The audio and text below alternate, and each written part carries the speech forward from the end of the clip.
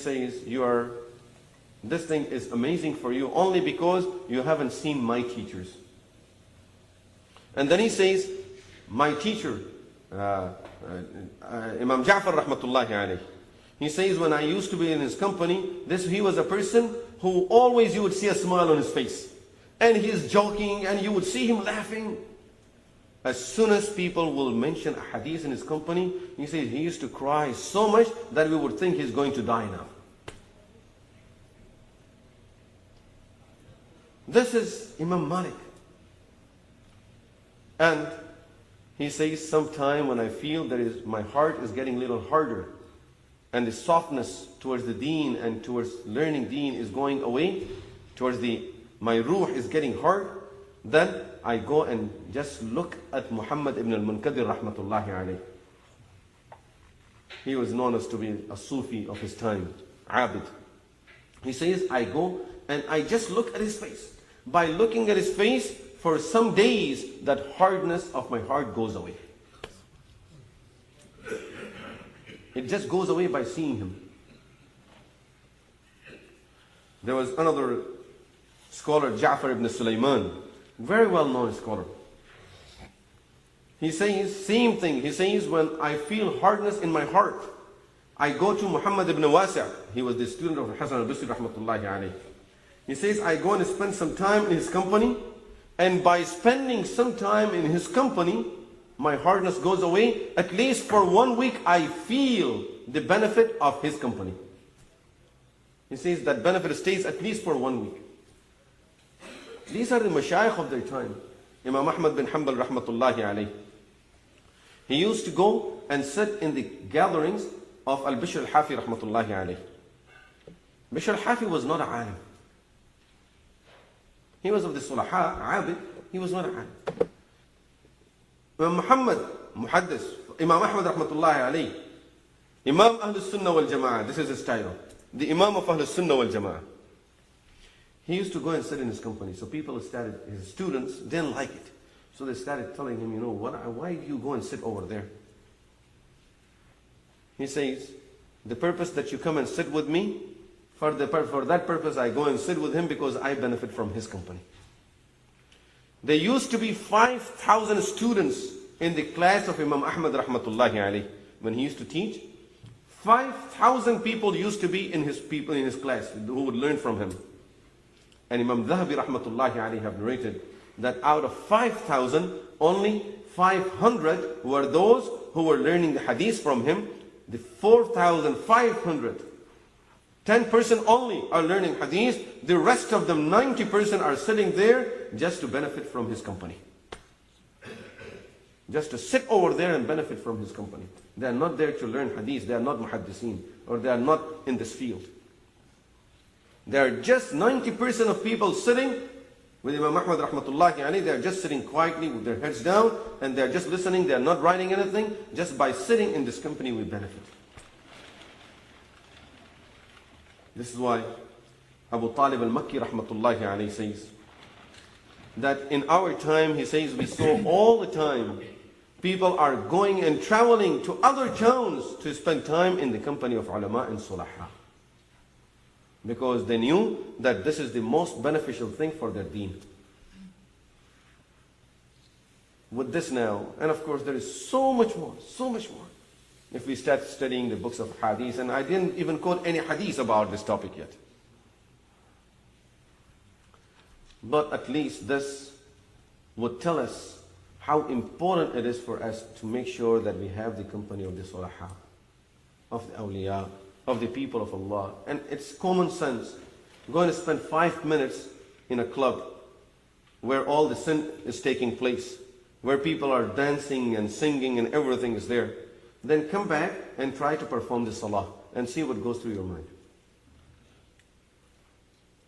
The effect of those 5 minutes will last for months. We see it, we feel it. You watch one movie. After that, concentration of salah is gone for months. We all see. Imagine if so much effect in that shari, how much more will be in this khair and in the people of Allah. Khair is from Allah. And their effect is higher and much greater than the effect of those things. May Allah subhanahu wa ta'ala give us the right understanding of these things. Give us tawfiq to benefit from the company of the ulama, of the mashayikh, of the sulaha. And may Allah never deprive us from this.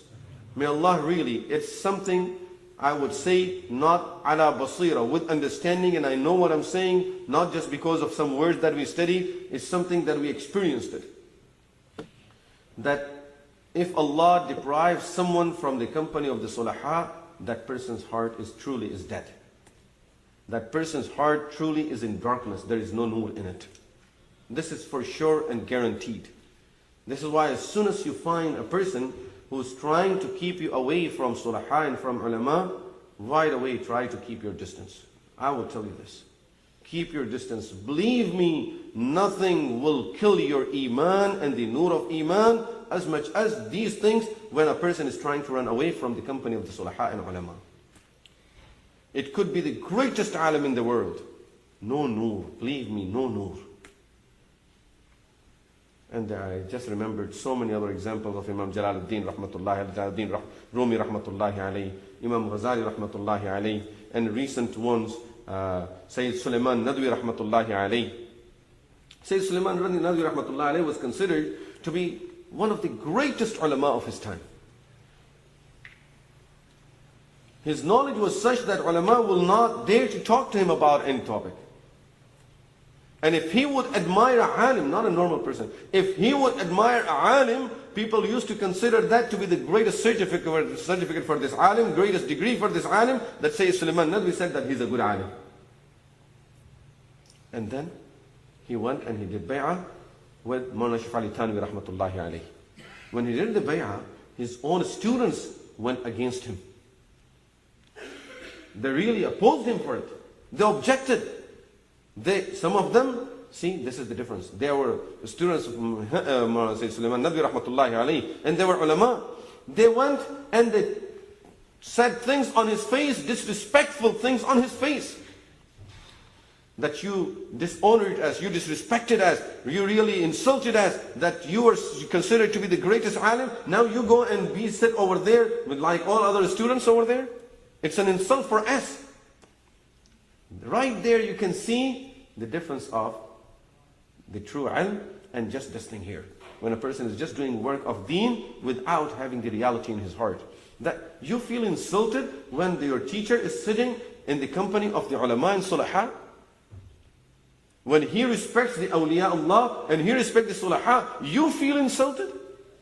You don't want to respect, but your teacher is respecting and you feel insulted. No. How can I call him my teacher that he goes and sits with humbleness over there? My teacher, his head should be up all the time and he should be the highest. Subhanallah. So he's used to say that these people are so ignorant, ulama, his students. He says they are so ignorant, they say that I'm so knowledgeable. If they really trust my knowledge, why don't they also do what I'm doing then? They should know that I found something that is more beneficial than what I was doing. He's doing work in every field. He says now they should know I found something that is more beneficial to me than everything that I was doing. This is why I leave that and I come and sit in the company of Mawlana Ashraf Ali Thanwi rahmatullahi alayhi. Not to learn his ilm, just to sit in his company.